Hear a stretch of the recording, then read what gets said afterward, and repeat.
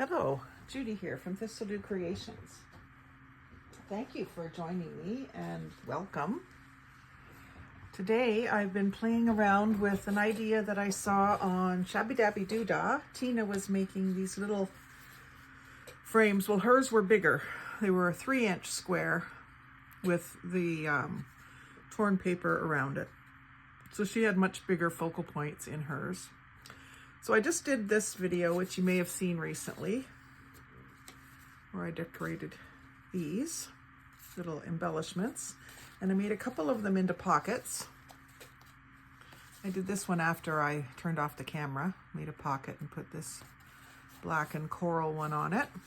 And then I thought, well, I could use this same concept for decorating these window envelopes. So when you get your bank statements, or this case it was insurance statements, they come in these envelopes with the windows. And we often try to use the windows, and I've seen plenty of people use their scraps to go around and frame that window out. But I just thought I would do a decorated envelope this morning with this. And this is what I ended up with: book page, music paper, and then a focal point. I just see a spot that I missed. I'm just going to pop a piece of music on there. So I decorated the front completely, and then I added this focal point. And then the back, I reinforced the flap because where it was open, the paper was very thin. And so when I go to use it, I'll glue that flap down. And then I just covered, there's a little logo on the back corner here too, so I covered that. So that was the other reason for covering the flap, is you've got this writing. So sometimes I put my return address on the flap, so I could still do that. I just gotta print it out or write it on a thin strip of paper and then glue it on top of there. But I used cardstock right on the edge here, this burgundy, the same burgundy that's on the front is a cardstock. But I just love the way that turned out. A lot of my envelopes that I decorate for Happy Mail are a little bit more vibrant. I think most of the ones that I have here have an address on them already, so I'll just cover the address. But that's typically what I do, is the corner has a doily and then a little piece of brown paper to write on it where it's from. So Random Act of Kindness from Junk Journal Junkies, Canada. And then the person's address goes on another piece that's bigger. And then there's other little sort of collage elements. And then I usually write my address on the back like that. So this is just a different look to have all the neutrals and the ink. And I really like it. So this could end up being mailed, and if I do mail it out, I'm going to be careful to position something interesting in here. I could even position the person's address in there, which would make sense. And then I'll have to put my own address on the back somewhere. I have to be careful with that, because sometimes I've put my own address too large and it gets mistaken for the where it's going to, and I've received them back before. So you have to kind of be careful to make it look like a normal, the way that you normally would mail something. So I'm going to start with some strips of book page up each side of the window opening. So I've got some pre-cut pieces of book page that are specifically for collaging. Now these ones I didn't have inked. My music is already inked. But these ones weren't inked, so I'm just going to go ahead and ink them. And just because I'm going to cover the whole page anyway, I'm going to go ahead and use a full one up each side. So I will go ahead and glue the whole back. Actually, I want to ink that opening too. Can tell on this one, I did ink around, and I actually inked right on the face of the glassine, I guess it is, that's in there. It might be thin plastic, I'm not sure. But I just do this because I want to leave it exposed. I don't want to, I mean, I guess you could just as easily bring your inked edges out beyond, like in front of it, but I just thought leave that opening exposed and just leave a tiny little reveal. It looks good too, especially once it's inked. So I'm going to do that kind of paper up each side. And on this side, I'm just going to wrap it around to the back. Doesn't matter. And you might not need all the edges inked, but I'm going to go ahead and ink them all anyway.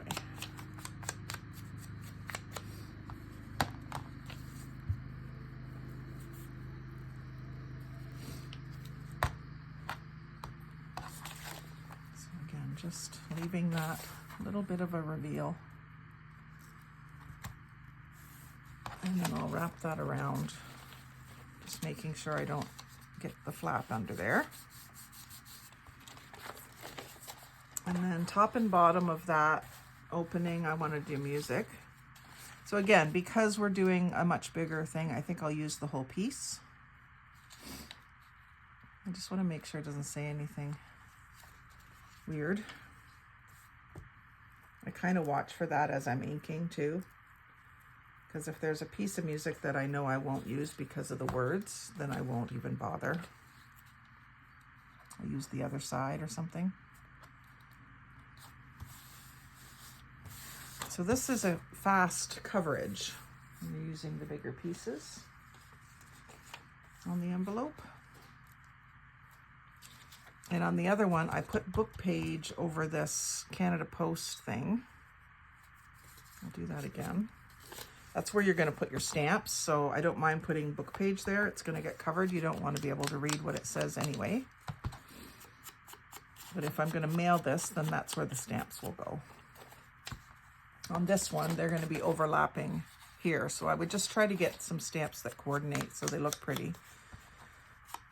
One thing I've noticed is that some places have a nice postage mark that they put over top of the used stamps. And some of the mail that I've received doesn't have any postage marks at all. And you wonder, how do they know if you've used the stamp before or not? And then some places I really have been disappointed because they'll put like black marker, just a scribble over top of it, I guess to cancel the stamp. But to me, that's not right. It should be a cancellation stamp so that it looks official. I don't know if I have a stamp here to show you what I mean. Just a couple that I've salvaged off of envelopes. So some of them don't have any kind of, like that has a cancellation stamp. That has a cancellation stamp. But some of the ones that I'm getting have little just black marker or nothing. I thought that was really weird.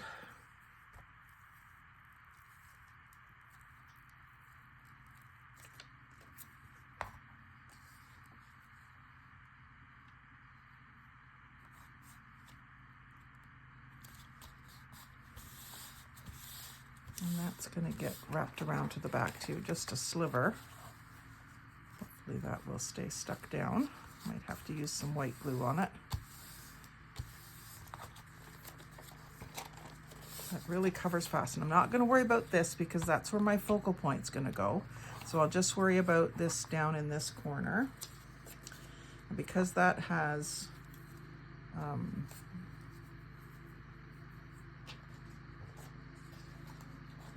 book page, I'll do music here.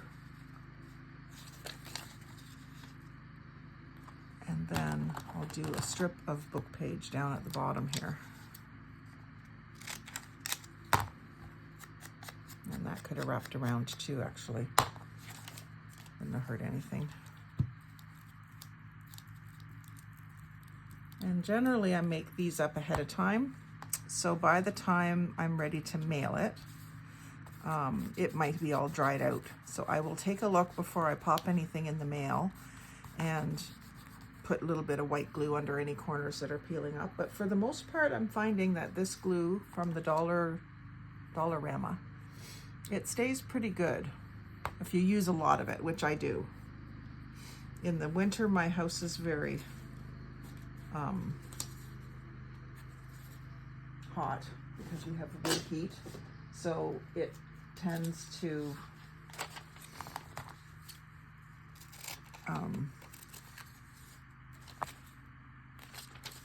tends to really soften up the glue stick. And of course in the summer, the same thing happens just from the heat in the air, just the temperature.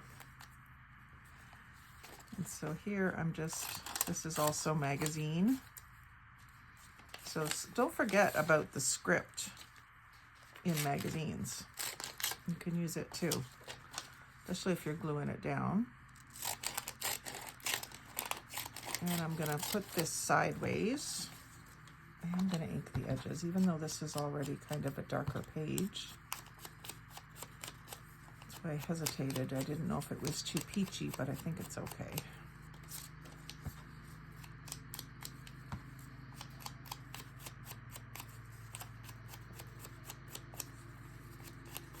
Today's Sunday. Yesterday I didn't film because I was working on decluttering.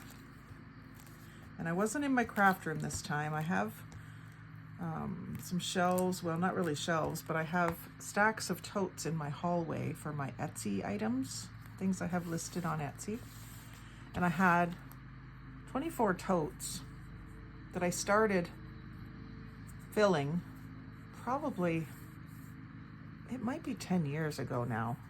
So I had, kept adding totes as I added more items. And I noticed as I was packing my last few orders that a lot of the totes I was digging into, they didn't have very much in them anymore. So after, several hundred sales, the number of items in each tote was low. So in order to declutter, clean out some of the items that have been listed for a long time and just weren't going to sell, and also make some room for more different totes of stuff. Like I want to do more totes of craft supply stuff. Like all the things I need to dye paper goes in a tote. All the things I need to do my embossing goes in a tote, that sort of thing. So I actually did get my paper dyeing stuff into a tote yesterday, and I just have 2 more bins to go through. I should really be doing that before I sit down and craft, but I decided to go ahead and craft. When I watched Tina's video, I wanted to do that right away so I wouldn't forget about it. And I was just debating whether to do a little bit of blue with this. I think yes, I need to do a little bit of blue with it. So these ripple scissors have a hard time with this fibrous paper, but I do want sort of a torn looking edge, so I'm going to try to get that to cut. Might do okay if I put paper behind it. Try that. It still has a hard time. But that gets me a rectangle with rough edges anyway. So I think I'll do that like that. Have both colors accenting it.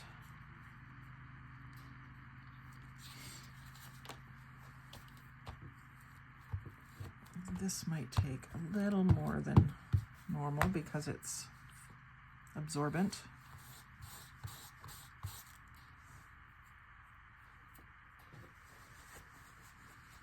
I like the idea of just a couple of scraps of paper behind the focal point that coordinate with it. I really like that look.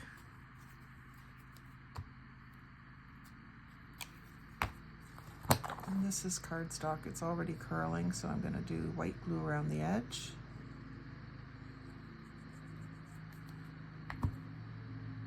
And it says Vintage Flower Market.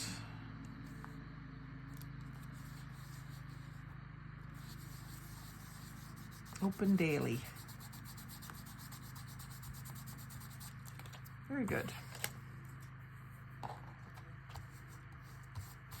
Simple enough. And then the back side, like I said, I want to cover this. So I think I'll use the rest of this. And then use the rest of this, actually, because that's book page, I'll use some music here. And I could just use that whole piece of music. Yeah, let's just do that. Keep it simple.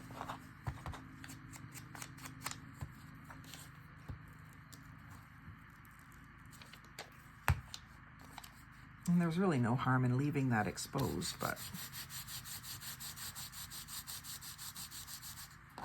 and what I could do here is punch a little shape like a heart or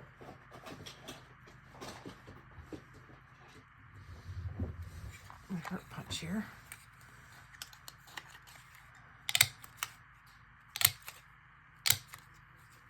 Different way to use up that scrap. And then do like a little, I don't think you're going to see this ink much.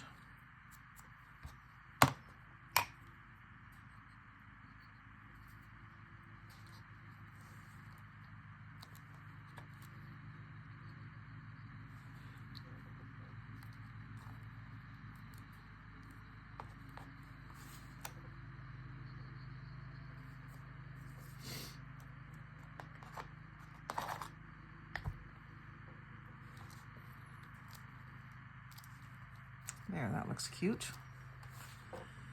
And then across the flap,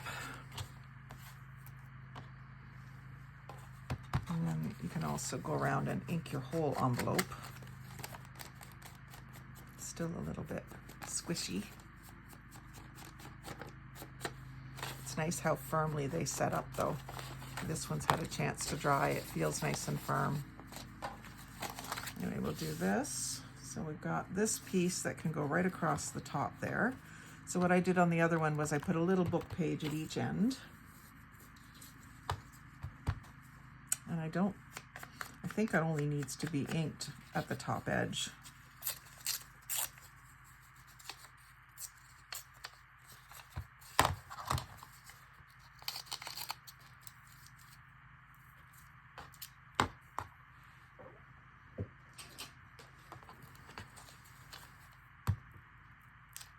And I have been trying really hard, believe it or not, to use a glue book, and I keep setting it aside and gluing on my table. I don't know what's wrong with me. I do want to do it. I do. Just can't seem to make myself behave.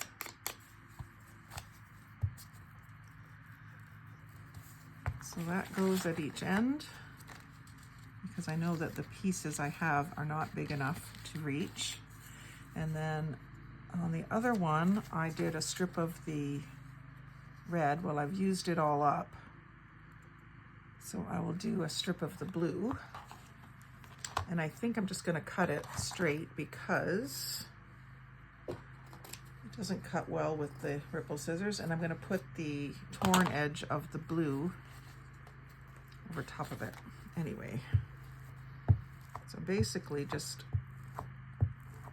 gluing up one edge of that. It's going to hang off. And then ink up this bottom torn edge. I just love music paper and map when it's inked, torn and inked. That's another one. I could do some map ones. Maybe I'll go grab a couple more and do another video with map.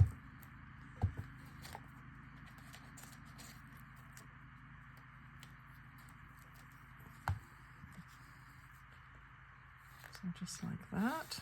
The only thing I don't like about that is that these are lining up too much. I would rather have this, fix it. I would rather have this sort of offset.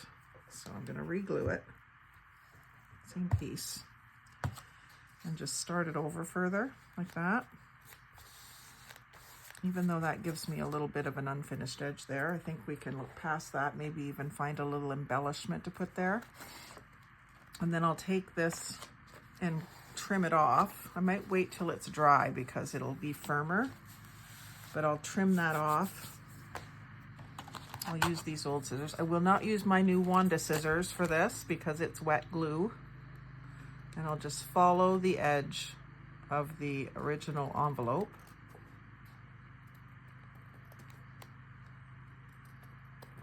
easy enough to do.